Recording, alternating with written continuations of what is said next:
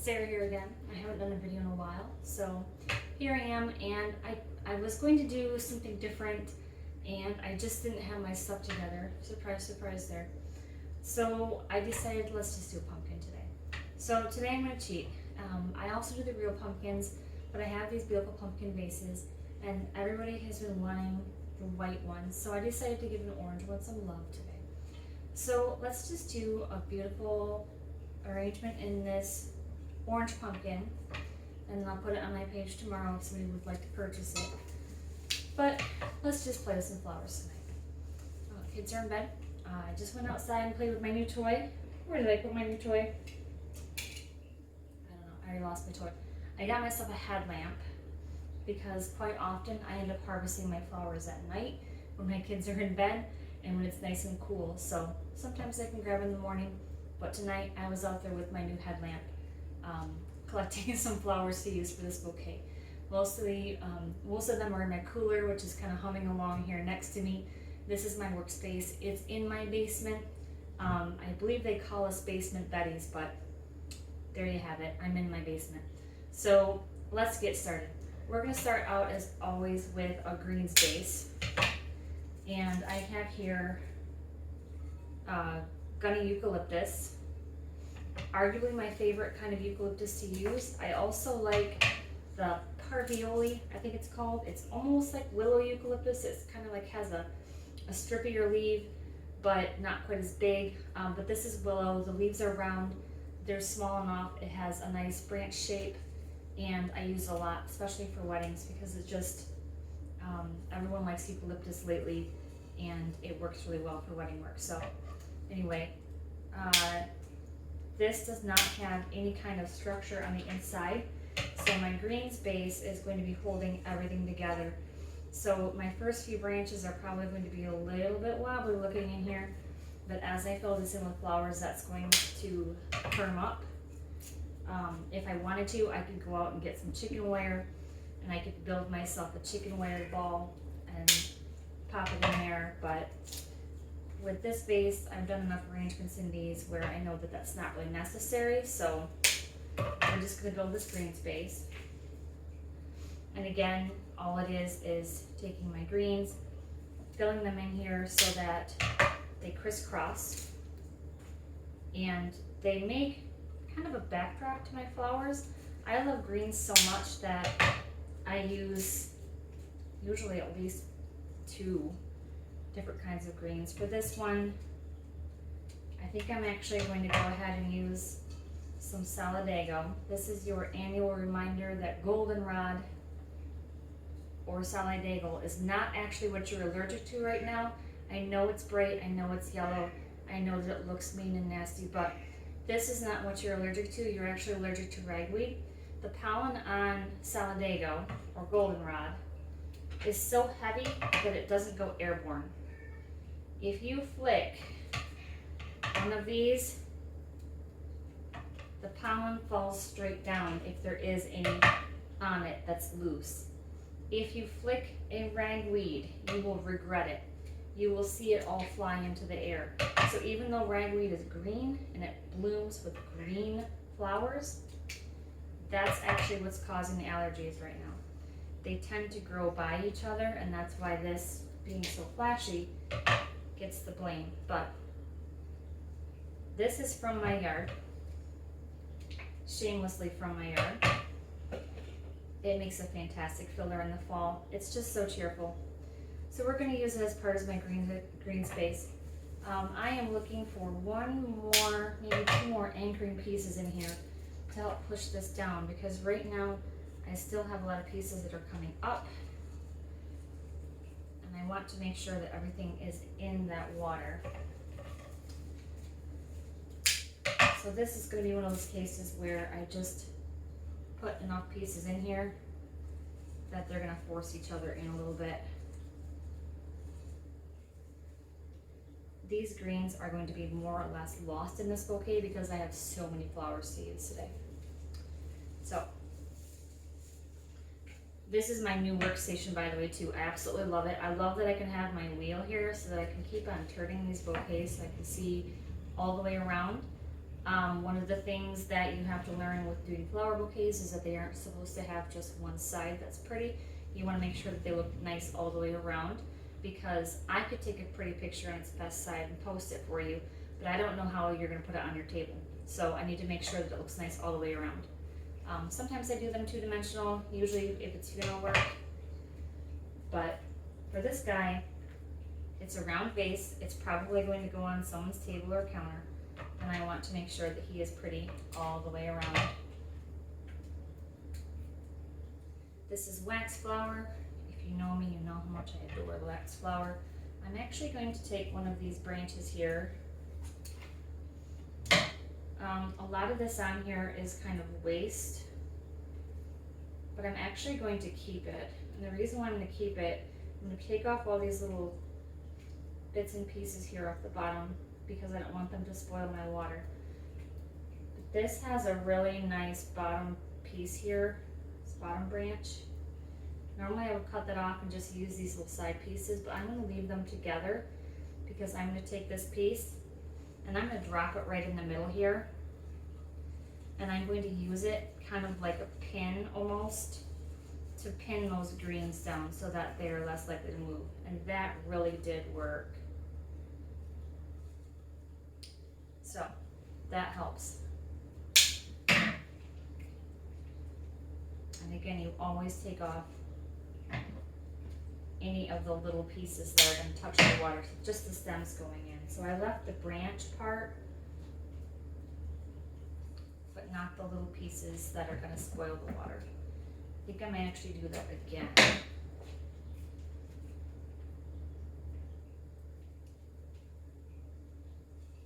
Okay.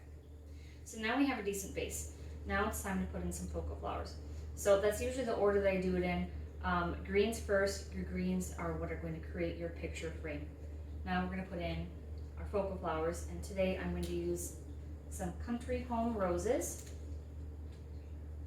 I picked these up just to get acquainted with them. They are taking forever to open, which is actually really good for me to know and why I purchased them, because as I buy roses in particular and memorize their names and work with them, it's good for me to know that this rose has not opened yet and it's been 2 days. So if this were for an event, I would need to know that I need to pick this up a little bit earlier to get it to open.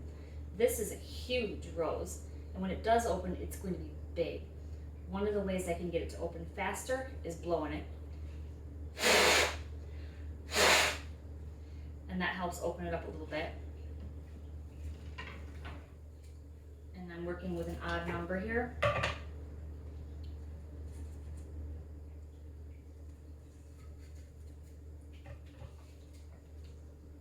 Actually, it looks like I'm gonna grab 2. Never mind, I'm using 2.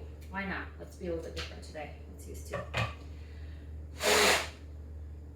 You can also take a few petals off on the outside. These I already cleaned, but you can also take this and spin it.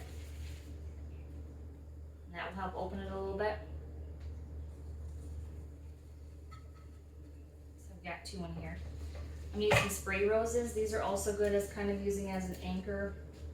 I wouldn't want to put these in my bouquet last, because if I try to put all these stems in last, unless I cut them apart, they're going to end up mushing everything else. So I'm going to take 2 off the sides,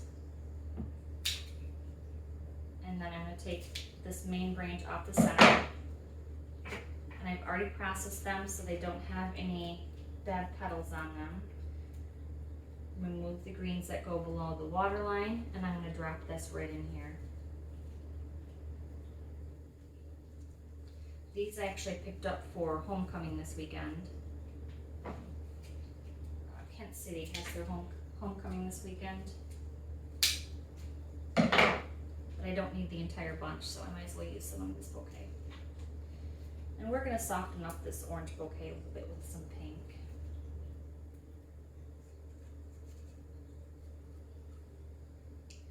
Let's see. So we've done wax flower, we've done our roses, just 2 of them today. We've done some spray roses. Now let's get our hands on some dahlias. I have a few different varieties here. A couple of them I don't know the names of, but I will. What I did this spring is I got a bunch of them from someone who was closing down their dahlia farm. And instead of $5 a tuber, I got them for $2 a tuber. The only catch was I had no idea what they were going to be. And that means I have a ton of red. So, but these are a different kind of pink. These are Cocoa Puffs. These are from a good friend of mine. She shared her dahlias with me. That's love. We're gonna put in some Cocoa Puffs. They're a small ball dahlia. I think they might be called palms. Could be wrong. Here's another one from over here.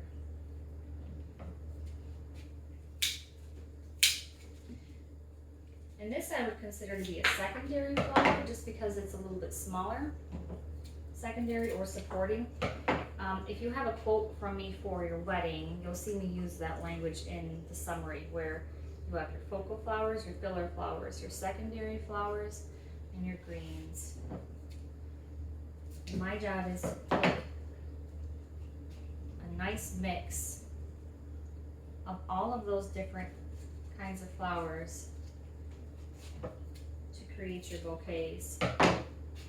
It's important to have all of those, otherwise your bouquet might not be as interesting as it could be. So here's how we're coming so far. When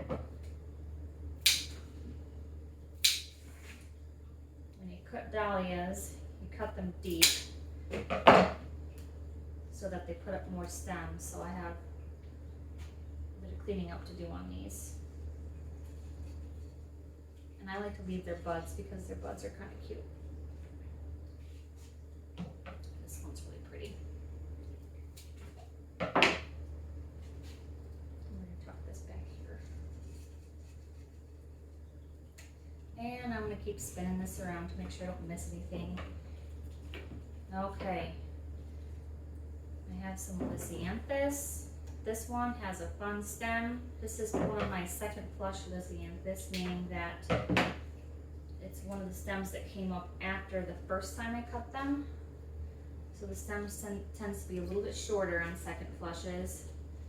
And my netting came down a little bit, so some of my stems ended up being a little bit wonky. That's okay. Wonky stems. Some Arena Pink Lysianthus. These are butterfly ranunculus. They are ranunculus, but they have a beautiful open petal rosette instead of being more like a rose. I consider them to be like a tiny, I call them tiny dancers sometimes, just because they kind of dance out of this vase here. And they usually have really cute buds on them too.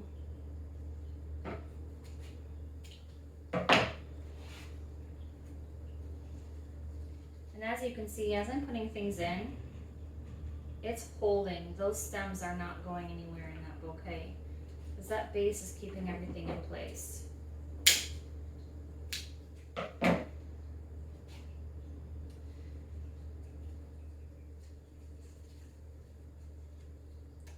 Turning thing here is nice too, because then I can turn this around and see if I have any spots where I haven't put some of these flowers.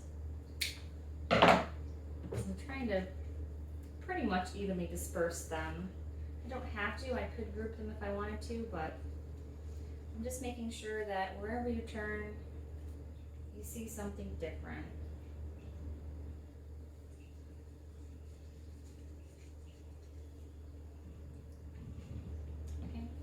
I actually think I'm not going to use this stem because I want to put these in. And last but not least, actually they are least because I don't like them as much, I have some spray carnations. I like the spray carnations better than the full-size ones just because they're smaller and more delicate. And I can take a single stem of spray carnations and I can cut it apart. Carnations are making a comeback. I'm getting more requests for them, specifically using the antique colors. The antique colors are your pinky browns. These are a pinky peach, And they are really cute. I gotta give them that.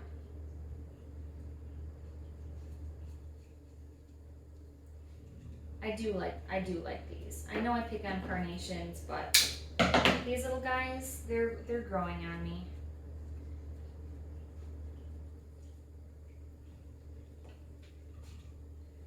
They work well too, just because this bouquet is definitely a little bit orange, tipping into the peach and pink